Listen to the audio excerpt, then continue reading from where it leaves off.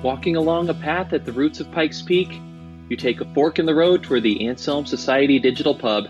Inside is a raucous conversation on the arts, faith, and, what exactly do we mean by YA? What definitions do we mean here? Oh no, I'm getting ahead of myself again. But in a corner by the fire are two people. One of them keeps asking the other one a series of questions about the world-building implications of her magical system. And that person is me, Matthew Mellema, and welcome to Believe to See. We are a podcast of the Anselm Society Arts Guild. The Anselm Society is a coalition of churches across the Front Range of Colorado dedicated to one simple goal: a renaissance of the Christian imagination. We do all sorts of stuff to help further this goal. Most noticeably, we have our Imagination Redeemed conference each year. It's coming up the end of September. I cannot emphasize this enough. Get on and look it up now. Maybe tickets will be around, maybe not, I don't know. If not, we have other stuff. You may be able to listen to some of this stuff digitally later on. You can still participate, but come on, you want to go. We know this. To find out more about Anselm Society, please visit us at anselmsociety.org. While you're there, please consider giving us a 5-star review on iTunes, Stitcher, or wherever you get your podcast. We really appreciate it. Seriously, it means a whole lot to us when you guys take the time to do that, and we appreciate it. But now let's get down to talking at the table. So regular listeners will probably remember the talk we had a couple months ago with the folks who founded Bandersnatch Books, which is this super, super interesting thing. I discovered them because my Facebook algorithm knew I would like it. So once again, the Facebook algorithm was creepily effective.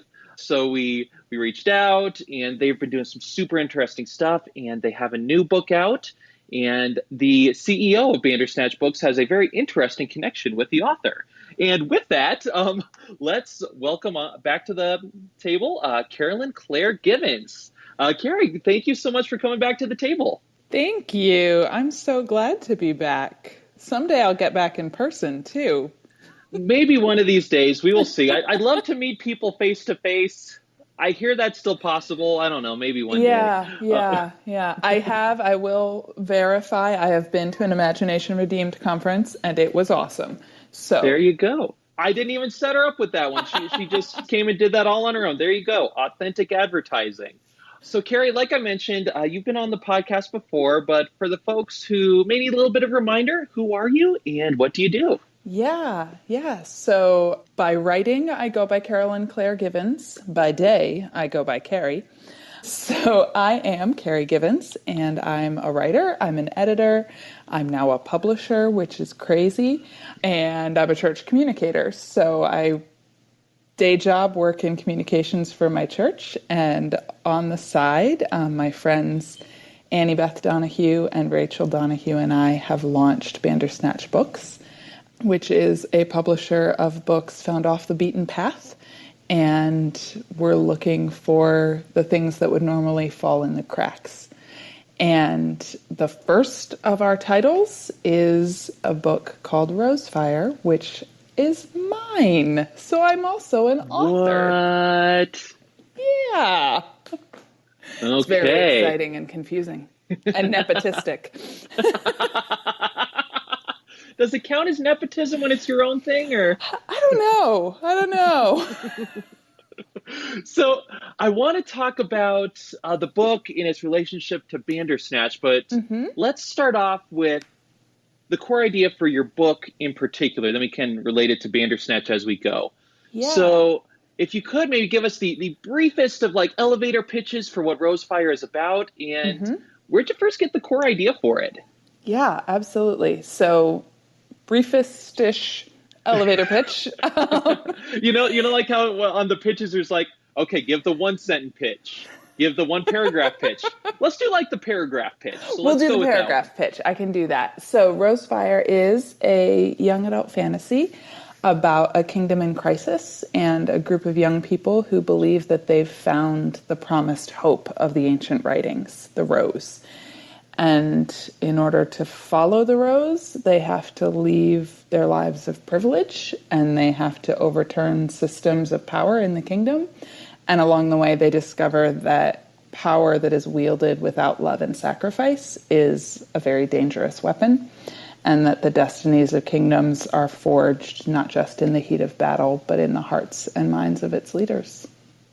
All right. Now, guys, let's give Carrie a round of applause. You can tell she has that thing down to a science. That was beautiful. Thank you. Thank you. So excellent one paragraph pitch. Tell me how you came up with this core idea. Did Bandersnatch come then Rosefire? Or did Rosefire come and then Bandersnatch came later? Yeah, Rosefire came first. Rosefire has been around from its initial inception of a seed idea since fall of 2008. I actually found, how your Facebook memories pop back up every year. Last fall, it came back around a post about having to set it aside for a little bit. But a lot of the background inspiration and really the very first image I had was out of T.S. Eliot's Four Quartets. Four Quartets is a set of poems that I have spent, a good 20 years now reading again and again and again. And especially leading up to that point, I had been in those poems. I sort of read those poems like I read the Psalms. Not that they are inspired, but just over and over again, just sort of washing myself in them. And every single time I read them, something new comes out. But there's a line in Four Quartets that is in Little Gidding, which is the final of the four. And it's just a little couplet, and it says, "Ash on an old man's sleeve is all the ash the burnt roses leave." And I suddenly had an image of an old monk shaking ash off of his sleeve. And the ash was from this thing called Rosefire. And Rosefire, once it all got fleshed out, Rosefire became this ancient magical practice that gives the practitioner the power over death. So that was sort of the core and the original thing. And very, very quickly, I had four main characters. I tend to start stories with characters. And so very quickly, I had an old monk named Brother Ezra, and Karen, who's my narrator, and Anya, who is a mysterious stranger who shows up at her door with no memory of her past and prodigious skill in magic, and then Karen's brother Richard. And so they sort of trooped into my imagination in 2008 and demanded a story to live in. That is so cool. First of all, I love the fact that you have a particular thing that you can point to, like these two lines sparked the idea, because I'm sure a lot of folks who do writing or other creative pursuits, like sometimes an idea just sort of grows organically, don't really know what's happening until it's there. Other times you can point to this one like flashpoint. Yeah. And I can do that for a few of the things that I know, and it's always so cool when that happens. So I love that story. So really quick. Yeah. I'd like to give you the microphone and say some words in praise of T.S. Eliot. He's, as you probably know, C.S. Lewis was not a fan of Eliot's work. I know. And his work, it's a little obscure, a little, I don't know, but I love T.S. Eliot, and I'd love to hear your words on him too, really quick. Yeah. I am not, I've read other T.S. Eliot, but the only one that I really douse myself in is Four Quartets. So don't ask me a whole lot of detail about The Wasteland, because I will not be helpful. I've spent some good times with his Practical Book of Cats, or Odd Book of Practical Cats, or whatever. My two cats, Lord Peter Whimsy and Harriet Vane, are currently washing themselves next to me. So, those are okay. The fact that you named your cats that means you're perfect for being on an Ansel podcast. That's it's my goal. I want to meet the right audience. But yeah, I think what I love about Eliot and about Four Quartets in particular is really the way that he presents images and ideas in his poetry that can wallop you upside the head, and yet you also can just sit with them and sit in their beauty without really... Sometimes you are just in there experiencing them as beauty, and sometimes their meaning is piercing your soul. And I think that tension is so fascinating to me. And he's got another line from Four Quartets that actually sort of hits that concept, but talking about being, the agony, once the initial agony has faded, the thing that caused it, and I'm going to butcher this, but he says, on a halcyon day, it is something to navigate by. But when the storm comes, it is what it always was. And I think of that, when you think of grief and loss, once you've gotten through the initial tragedy of the grief and the loss, and you're starting to walk back into normal life, you have days where it's just, this is a thing that is now part of me, and it happened. But then something sets off, and it just is what it always was. It is once again the thing. And I think in some ways I feel like his poetry is like that on a beautiful day, it's a beautiful, it's just something to walk by, and, a light to navigate by. But then it also has so much meat, and it can really just dive into you. That's great. And I will throw my own 2 cents in praise of T.S. Eliot. When I was just graduated from college, and you'll probably be able to tell something about my mental state, I memorized the love song of J. Alfred Prufrock because J. Alfred Prufrock just spoke to me at that time. But anyway, also when we were just forming the Arts Guild, one of the key ideas that we kept wrestling with in our early meetings was his essay on tradition and the individual talent, which I think is such a great work, such an important thing, I think, for any artist, especially Christian artists, to wrestle with. But so there's your idea, your spark. You have your idea, you have your characters in mind, you get your story. Let's talk about your early stages. So did you always intend to sort of go, I'm guessing in 2008, you did not intend to form your own publishing house and then publish it. No. So did you intend to go like the traditional route? Did you think maybe I should self-publish? What did you do next? Yeah, I think, my goal when I started writing it was, in some ways it was, okay, wait, I think this is a big enough idea to be a full novel. I'm kind of terrible at writing long things. I'm also terrible at writing really short things, so, give me middle length. So for a long time I had a story idea, and I would write it out, and it would be a short story, and then it would be done. So it was one of those where I was like, this has enough facets to be a full novel, conceptually, story-wise, even before I was fleshing it out. So that set me up to be thinking about publishing, and I definitely was initially thinking I would probably wind up, trying to publish it traditionally through, find an agent, go through a major publisher. That fall, actually, 2008, I graduated from grad school in spring of 2009. And between the fall of 2008 and the spring of 2009, the entire publishing industry imploded. Yeah. That's the year I graduated college. I could feel. That's when I was memorizing the love song of J. Alfred Prufrock. That's how depressed I was. It's good meat. Yeah, and so, I was nowhere near done a novel at that point, or a manuscript at that point, but the whole picture just changed. And so as I worked on it over the next few years, which it took me a while, the spring of 2009, I was actually writing my thesis for grad school, which was a creative thesis. So I was writing a book, basically. And when I was making a decision of which professor, to have as my advisor, I was pondering, should I be working on Rosefire or should I be working on something else? And it really came down to which professor did I want as an advisor. And I wound up choosing Dr. Wertheim, who had been my advisor throughout grad school.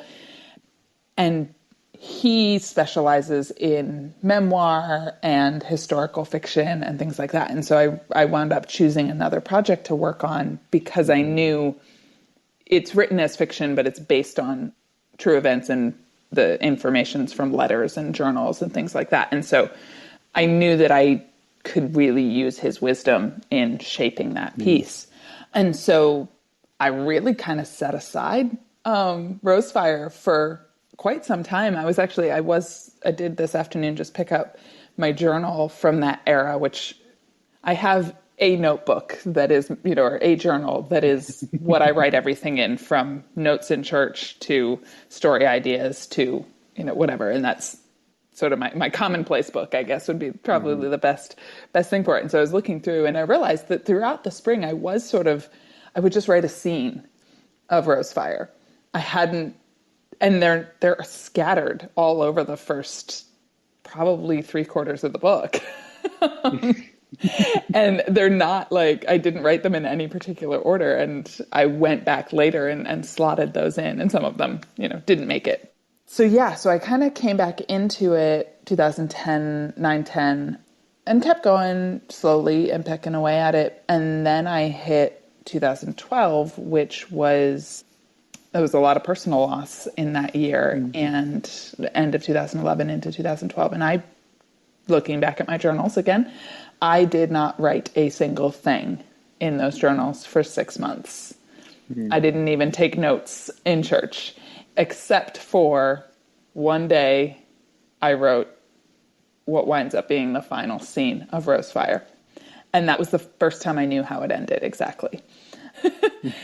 But that next summer, summer of 2012, my friend Saritha was over, and we both were dealing with that, just dealing with so much loss and tragedy and the creative block that comes from that. Saritha is an artist, and I don't even remember the details of what we talked about that night, but both of us left dinner that night able to create again. And then that fall, my roommate came back from being away all summer. Her name's Christine, and she was like, "So would you read some to me?" And that then gave me, I had to keep up because I started reading to her pretty regularly, and suddenly I needed to get ahead. And that sort of gave me the impetus to get through the whole first draft. And so by the middle of 2013, I had gotten through a first draft and finished the book, finished the story. So it is dedicated to Saritha and Christine because they helped me tell the story. Yeah, I love that. And again, I can totally sympathize how you have a project and then just one thing or another, it just, some fall by the wayside, some you put away for a while, then you pick back up later. I love that you kept the journal for the sake of this conversation right now. That's really interesting. So now let's fast forward in time when you're finally able to get the complete manuscript done and you're all set. What are you thinking then? Are you like, okay, because we're getting closer in time to Bandersnatch. What's going on now? Exactly. And so that was then just the process of looking for agents or talking to editors at writers' conferences. And over and over and over again, what I heard about it was, I really like this. I don't know how I'll sell it. It doesn't fit into the right box. It's too Christian, but it has magic. So I can't sell it with a Christian publisher, and a general market publisher won't take it.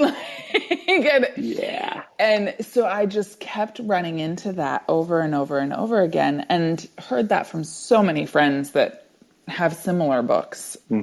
So that's where, and Rachel and Annie Beth and I all have been in that boat. And so that's really where the impetus for creating Bandersnatch came from, was we need to be one of the places that those books can get out.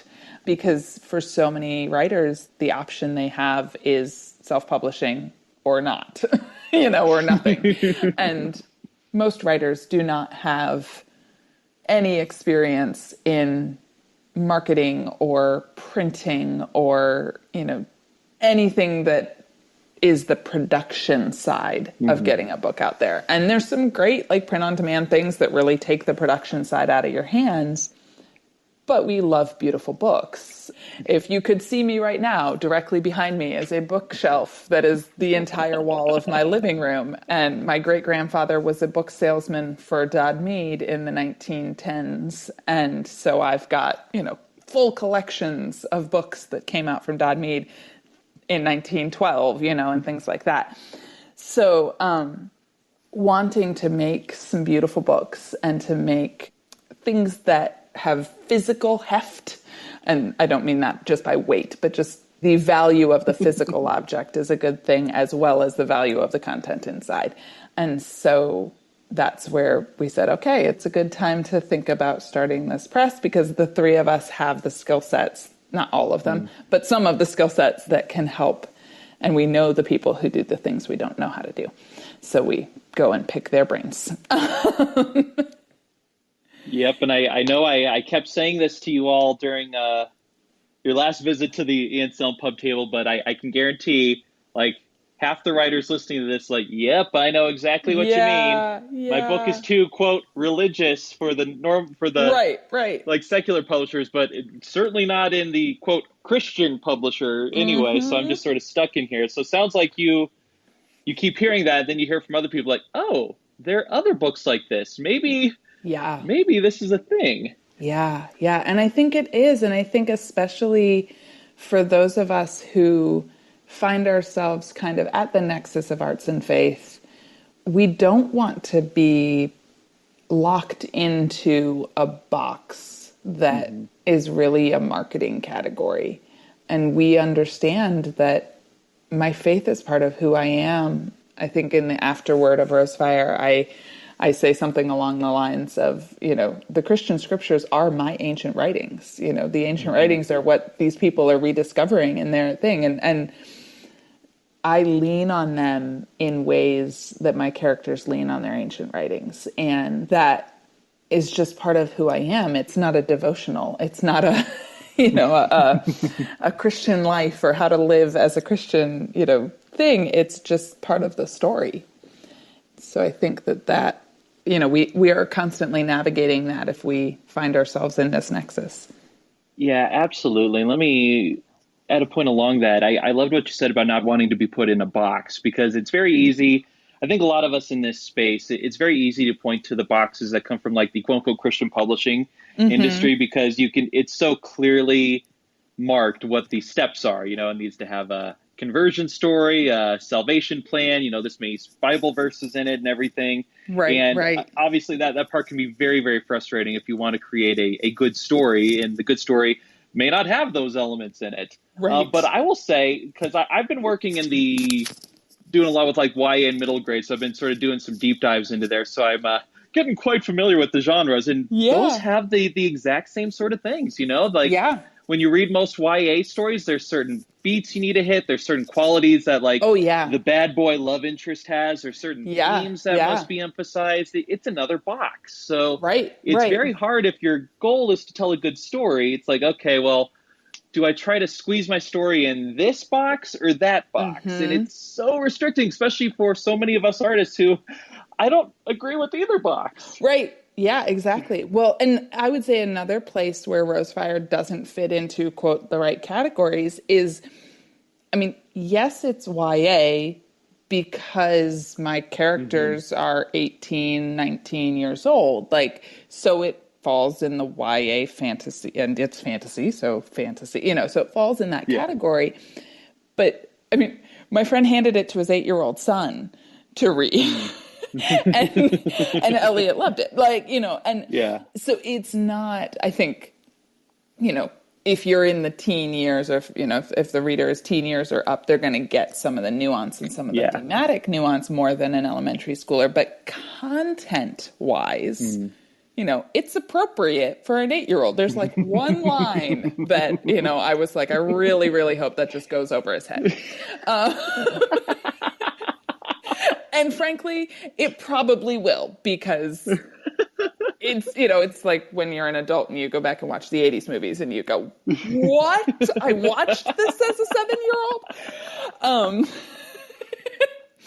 But there is that too. It doesn't fit the sexy love story genre of YA, which is so much. I just recently on Twitter, Shannon Hale, who's a YA fantasy writer, she actually asked, she's like, I'm looking for recommendations for books that fall in YA that are not just sexy love stories. And she's like, give me some books. What should I be reading? So Bandersnatch Books recommended that she Hey read now, Rosefire. funny you should mention that. Yeah, I one of the things that really I found the most striking about the YA genre, and again, I'm reading this as a 30-something dude in like the target market is overwhelmingly like, teenage girls, right? Right, right. So they're not writing for me. Let's stipulate that. But I am just amazed by how all these books, even when they're so self-consciously trying to articulate all the most fashionable like virtues of like the, certain class of people, the Mm-hmm. the love interest is always the sexy bad boy with the dark side. And Absolutely. it's like, what's going on? You guys are so by the numbers with all this other stuff, but you can't help the bad boy. It's like I don't get it.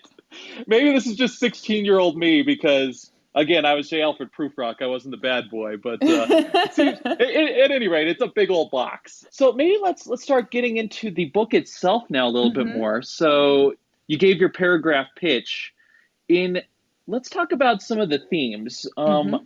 Sometimes, my writing, I start with a theme and then you just incorporate the theme from the start. Other times I'll write a story and then later on it's like, oh, here's the theme. And there it is, just sitting there. Which one of those was the case for you? Did you start with it or did you Yeah. find it along the way? Yeah. I think the most major themes I started with, I definitely did not start with a plot.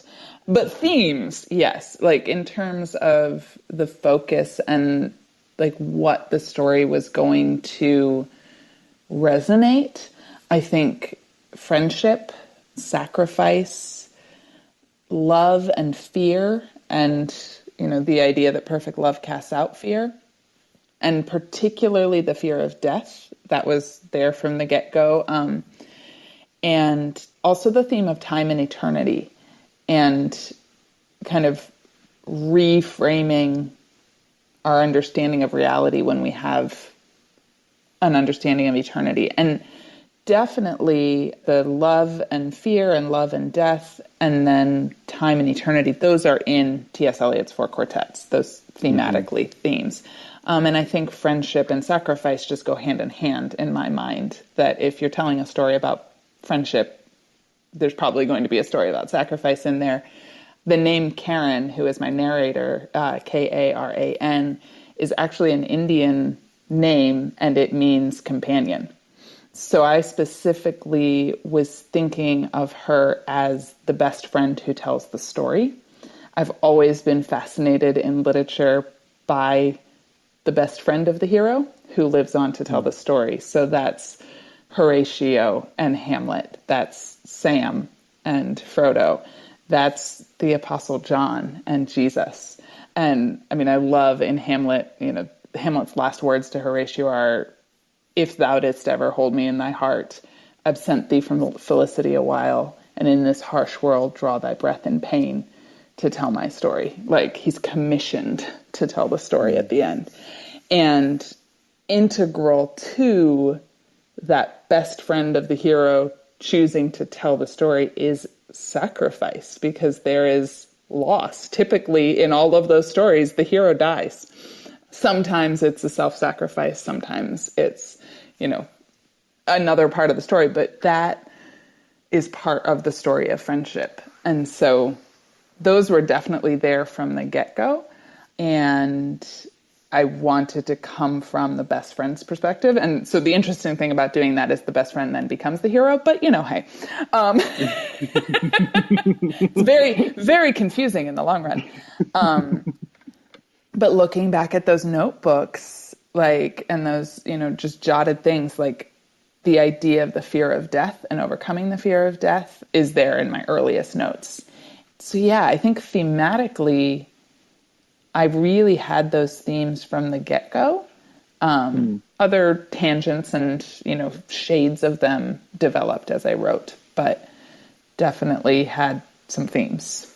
Yeah, and I find it really interesting as you were talking. It's like I had a light bulb moment when you were talking about how the narrator is so often the friend of the hero. It's like, yeah, there's so many examples like off the cuff, even with more modern stuff like Great Gatsby, the narrator is Nick Mm-hmm. Carraway, who's a friend Yep. of Gatsby. Yep. Or Yep. like detective novels, almost every one, the narrator is the Watson Yeah. character. Yeah. Now, like, there's really no detective novels where the detective is the protagonist. And I guess that gives you the Right. advantage of having like the everyday person being the lens that you see it from. But Yeah. sounds like there's some other stuff going on with Karen. I'm glad you told me it was Karen because when I read it in your materials, like Karan, Oh, Karan yeah. is that? But Nope, I just say it, Karen. so it sounds like there's some other layers going on with Karen by the end. Yeah, yeah, definitely. And it's funny. I was thinking back because all of my names have I like to choose names based on their meaning, and then also one that I like. I had one situation where, again, I had no plot going in. So I'm a pantser. Um, and, and so I came to a section that I needed like another character who was outside the family because I have Karen and her brother Richard, and I need another character to come in and really like he just needs to get the story from point A to point B, and then I don't need him anymore. Like that's what I'm thinking before I start writing it. And then I start writing that chapter, and by the end of the chapter, I'm like, oh my goodness, he's one of my main characters. He's part of this band, so the band is now 5 instead of 4, of my initial characters. And I had named him William. And I was like, oh, no, no, no. If he's going to be around the whole time, he needs a different name.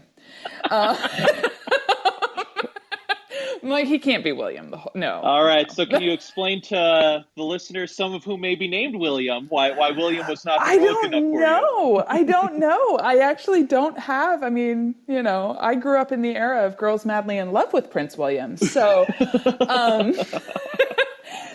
I don't know why it was such a like, but it just was, this is the wrong name for this character. And so he wound up with the name Edmund, which Edmund is my favorite character out of Narnia, and that's definitely part of it. And I don't remember off the top of my head what Edmund means, but whatever it means, I think it's probably something of the world. Whatever it is that it means, it fit with who that character was going to be, and so he wound up with a name that I like hanging out with, and really became one of my favorite characters in the long run. Well, just so you know, I did a stealth Google when you were Oh, talking. thank you. So, Edmund comes from, let's see, Old English and Old French. Ead means prosperity or fortune, and Mund here means protection. So I can see you in Okay. the drafting period, like, okay, he's protecting, Yep. Yep. and okay, I approve. I approve. Yep. Oh, thank you. Thank you. You won me over.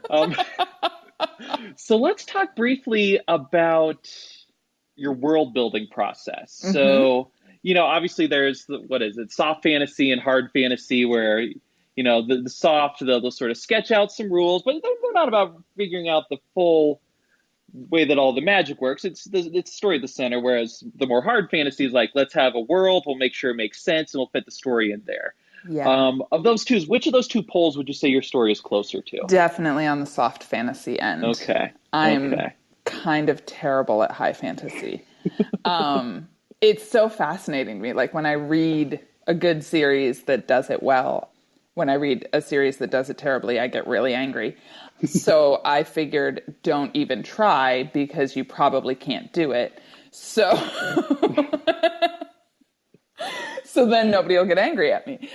So yeah, it's definitely more on the soft fantasy. And one of the reviews that I read, from just a reader, she said something along the lines of the world building is, I don't remember exactly what word she used, minimal. And she said, I don't mean that as a bad thing. Like that is the story you're living in. It's not a high fantasy world. Yeah. I realized when I was thinking about that more recently, I was like, I really thought through the physical space much more than I thought through how does the magic work, or how does the politics work, or all of those things. Like I had to come up with, some of those just as the story went on. It was like, well, we need to know, okay, there's a class system in this society. I need to get some understanding of how that class system works.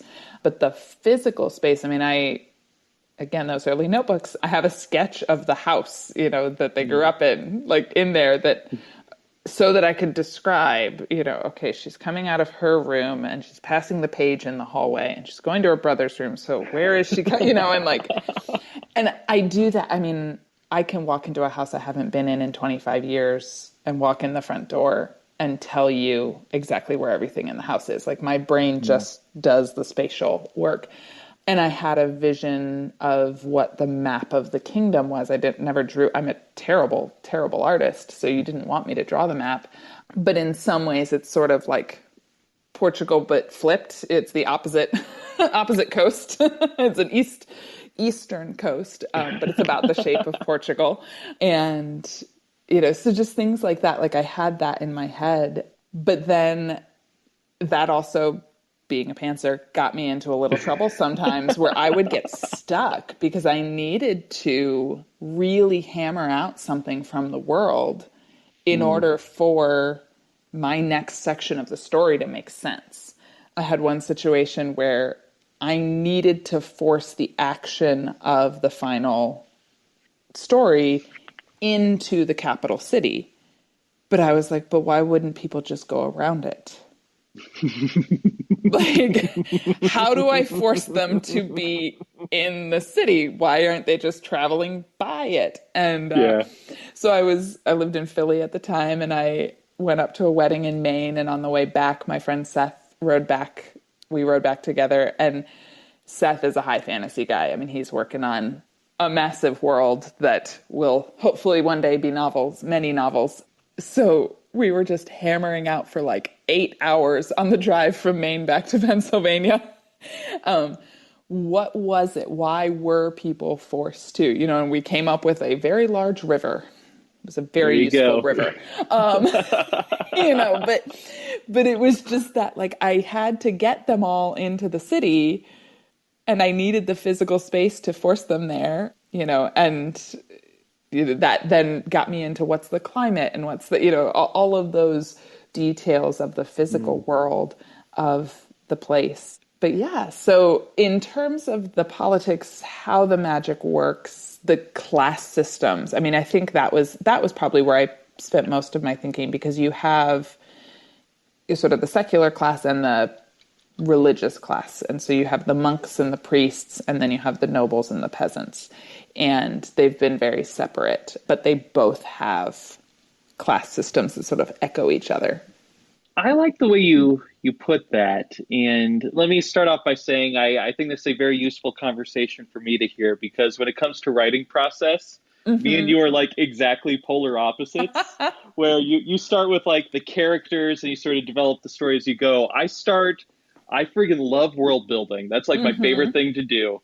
I outline everything meticulously, so before I start, I know exactly where the story's going. Then I'll be like, oh, I need to do characterization. I don't know. This character's the best friend, okay? So it's nice to talk to someone who's the exact opposite, and I feel like this is good for me to hear. And I loved what you said about not so much worrying about building up like the magical system or the political system, but making sure to build up like the places, like this house, this environment, this weather that day. I think that's a really great way to look at it, because I think it's so important as a writer, as an artist, to know like where you're going to sort of focus the lens on, and you can't focus the lens on everything. So you pick the things and then let the reader take it from there.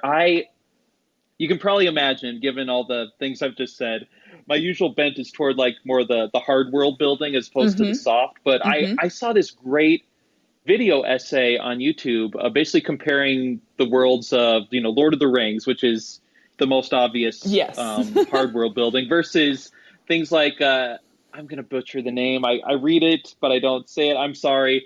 Hayao Miyazaki. So like the director did like Spirited Away, Howl's Moving Castle, which is a great example of soft world building. And the point they made was that the soft world building in something like Spirited Away, it's so effective because, first of all, it puts like the character's journey front and center.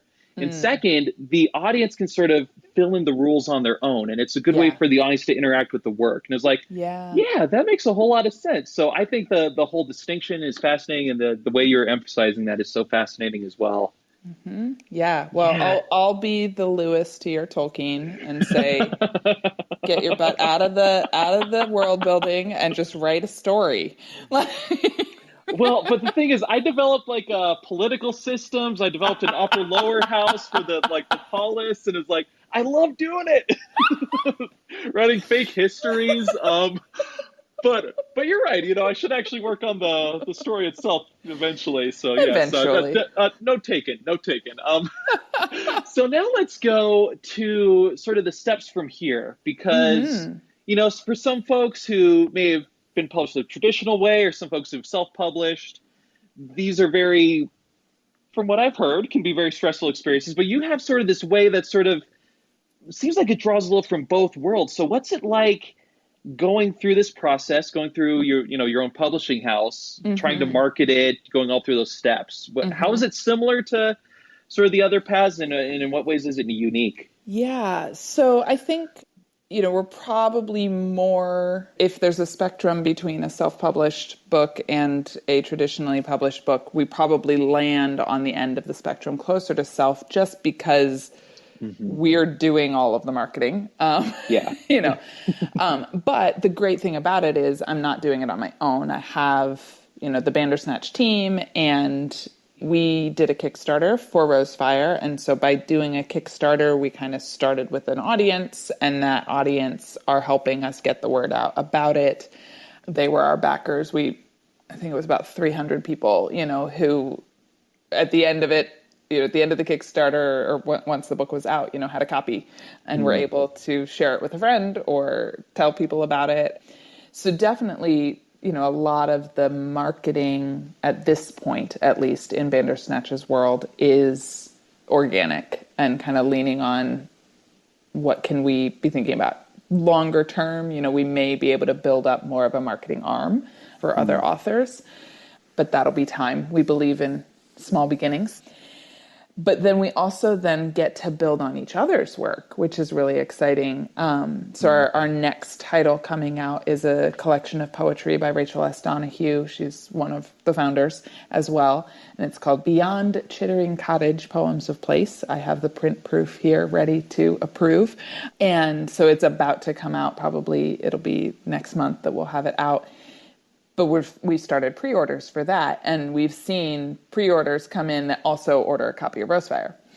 So we get to build on one another by having, books. And, within a couple of years, we're going to have a catalog, basically, of books, and our site will have options, and people will be able to look and pick and, and things like that. And it's a small start, but, that's just an exciting thing to think about, because we can even, on the website, we could set up that if somebody clicks on this book, then they also get a suggestion for this book, and things like that. So it's been an interesting, I think, we're still learning so many of the ropes, and that's one of the reasons why we started with our own books, was so that we could mess up on our own stuff instead of other people's. And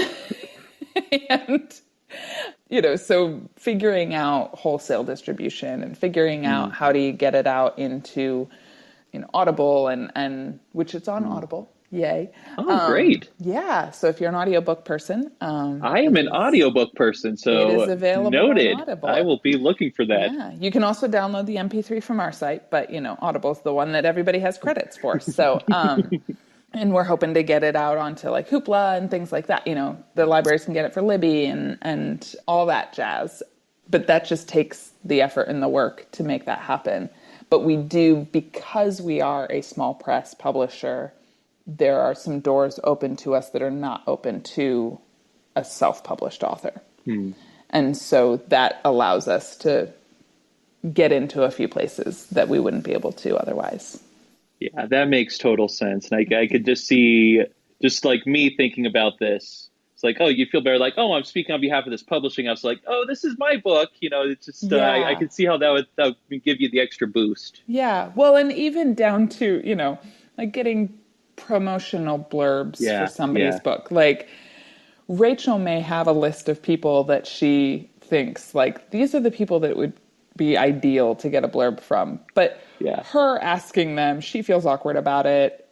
It feels a little like, so if she's got relationship with them, then yeah, go for Yeah. it. You be the person to ask. But if it's somebody that we just sort of tertiarily know who this person is, like if the CEO of Bandersnatch Books sends them an email and says, would you be willing to blurb this book for us? It Yeah. sounds different than the author of the book coming to them and saying, hey, will you read my book? And so, so we've been able to leverage that even, among our team, which has been great. That is great. I love it. I am so happy that the Facebook algorithm showed me that Bandersnatch exists, and Yeah, I cannot wait to keep following you all as you keep growing your catalog. So you absolutely. talked about your next plans for Bandersnatch. What are your next plans with Rosefire? Do you plan on going back to the Rosefire world for future books? Do you plan on branching out in other directions? Yeah. So I've got to work in very slow progress.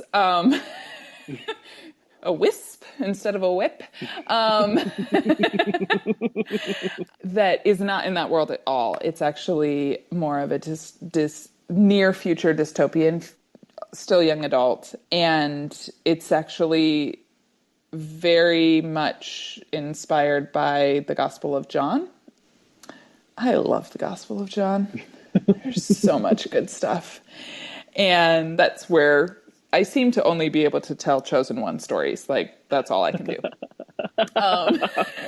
So there's that.